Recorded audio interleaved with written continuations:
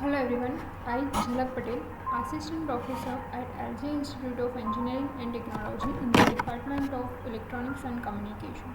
Welcomes you to the session of wireless communication.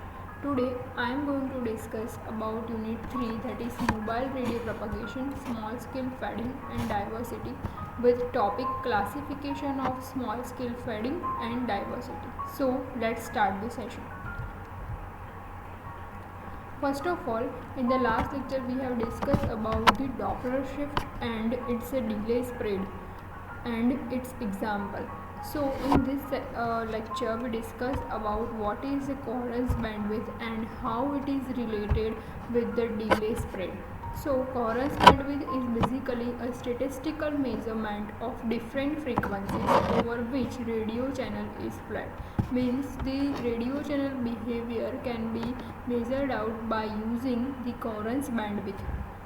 Now it has a strong potential for amplitude correlation, means it mainly consider the correlation between the signals. As the correlation between the signal increases, then it affects the coherence bandwidth, means the more correlate signal has the more coherence bandwidth.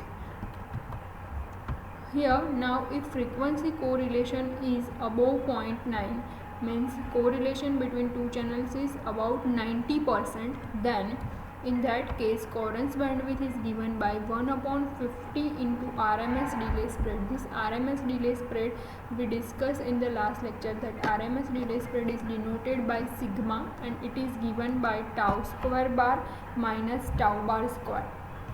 So now this coherence bandwidth is equal to 1 upon 50 into RMS delay spread. If the frequency correlation of the signal is 90%, means if two signals are 90% correlated with it, then coherence bandwidth is given by 1 upon 50 into RMS delay spread. And now if the correlation is above 50%, means between 50% to 90%, if the signals are correlated, then in that case coherence bandwidth is given by 1 upon 5, actually it is 1 upon 5 into RMS delay spread. So now based on this, let's consider one example. Determine coherence bandwidth 90% and coherence bandwidth 50% for an RMS delay spread of 8.47 nanosecond. So in that case we have to find out 0.9 coherence bandwidth case and 0.5 coherence bandwidth case, because here 90% and 50% is given. So let's consider it. First of all, for the solution of coherence bandwidth for 90%, it is given by 1 upon 50 into RMS delay spread. RMS delay spread time period is given, that is equal to 8.47 nanosecond. 8.47 means 8.47 into 10 raised to minus 9, because here the unit is nanosecond, that's why we put 10 raised to minus 9. So now if we take the inverse of it, it will be 2.3612 megahertz. 2.36 into 10 raised to 6 hertz for coherence bandwidth 90%. Now let's consider it for coherence bandwidth of 50%. So in that case it is given by 1 upon 5 into RMS delay spread. So RMS delay spread is again 8.47 nanosecond. Now what will happen if in the question this RMS delay spread is not given, and if the value is given in the form of figure, then what you have to do is you have to first consider the tau bar, then find out the tau square bar, and then you have to calculate this RMS delay spread if it is not mentioned in the question. So this type of example can be asked as a 7 marks, and this individual, if RMS delay spread is given and you have to find out the coherence bandwidth, then this can be asked in a 1 marker. So 1 upon 5 into RMS delay spread, so RMS delay spread 8.47 nanosecond. So let's put the values over here. So it is 23.612 megahertz. 1 upon 5 into 8.47 into 10 raised to minus 9, so that is equal to 23.612 megahertz. So this is the solution of this example. Now let's move towards the next topic, that is coherence time. Coherence time is related with the domain. It is a dual of Doppler spread. We already discussed about the various delay profile of the signal. So based on this, we can say that it is used to characterize the time varying nature of frequency dispersiveness of the channel in time domain. So if the signal's time varying behavior changes, then we can easily say that its coherence times will change, and if coherence time will change, then it affects the frequency because it is inversely proportional to the coherence frequency. So if the time period increases, then the coherence frequency decreases.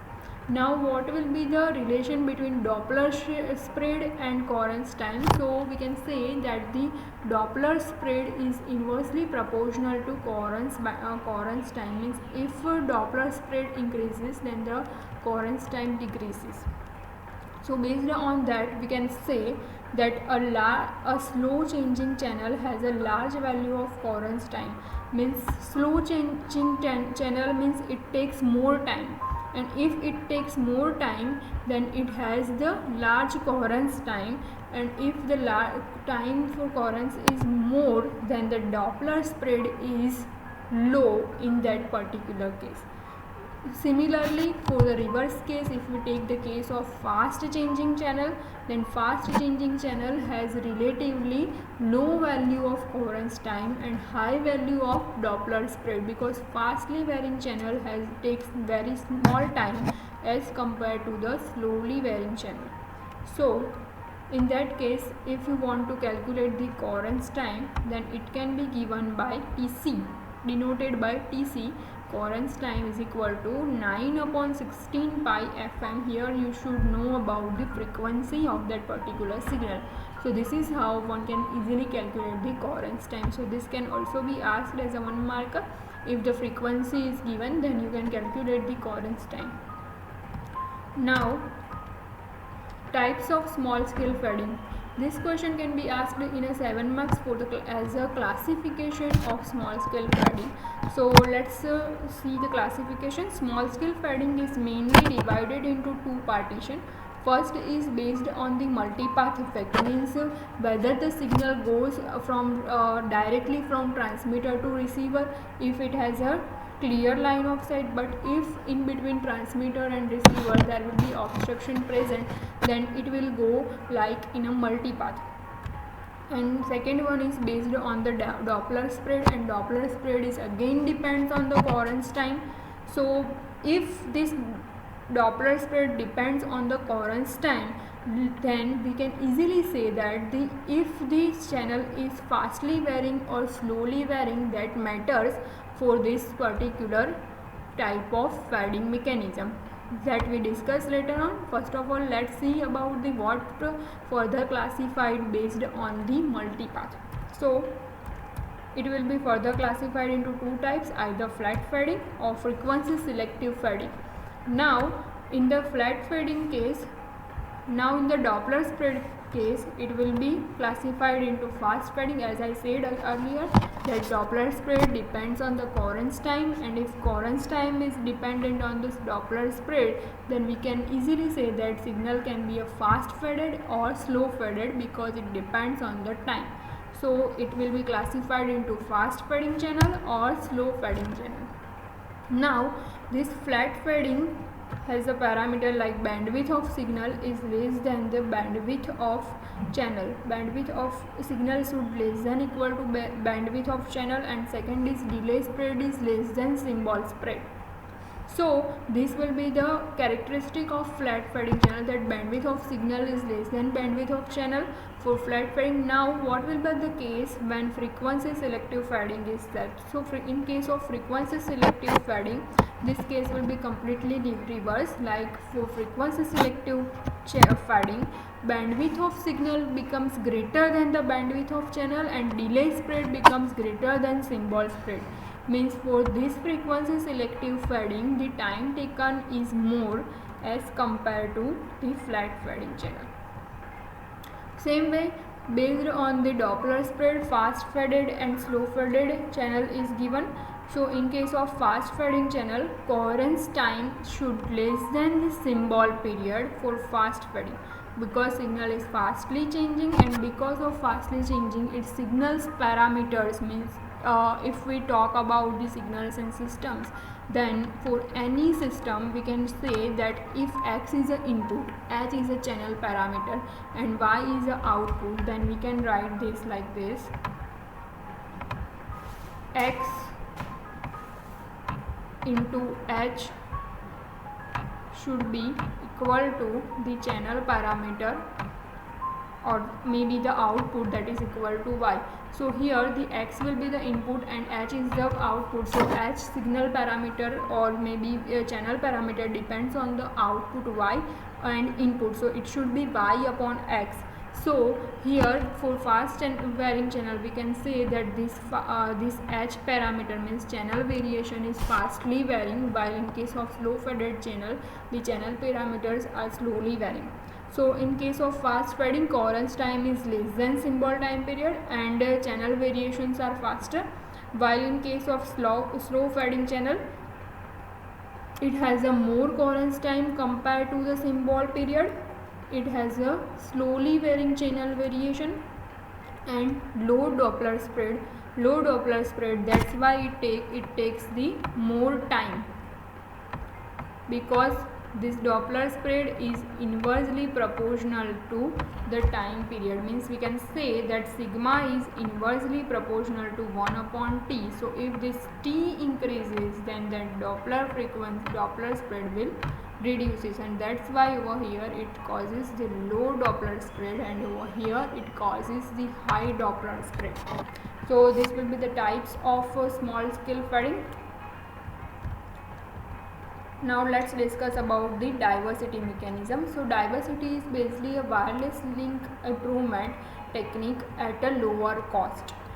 It basically given at an input output side, but for the receiver side it should have the more input, means it is better technique to get the more receiving capability of that particular signal. Now here you can see that at the initial period for this figure the channel variations are more and even more fluctuations are there when the lower correlation over here. For the lower correlation we can say that the channel variation is very poor, while in that case it is somewhat improved, and here in this case you can say that the signals are quietly more correlated with the previous one. So as the correlation increases we can say that the fading or the fading of signals can reduce. So this is the diversity basic concept. Now let's see about the types of diversity. So it can be classified into a space diversity, polarization diversity, time diversity, frequency diversity, directional diversity, path diversity, and feedback diversity. So these are the types of diversity technique. From there the space diversity is further classified into a frequency selective, feedback diversity, maximum ratio combining. It is called as a MRC technique. In short we can say it as a MRC. Next is equal gain combining. It is called as a EGC technique. So in the next lecture we will see the detail about these different types of diversity technique. Up to then, if you have any query or question, you can ask me at my email ID. And for this we can see that in the next lecture we will see that this feedback mechanism or feedback diversity is a general type of diversity technique also, and it is also a type of space diversity. And space diversity can also be called as an antenna diversity, because we will see in the next session that this space diversity depends on the antenna position or how many antennas are used in that particular case. So we will see that in the later on. Okay. Thank you for watching.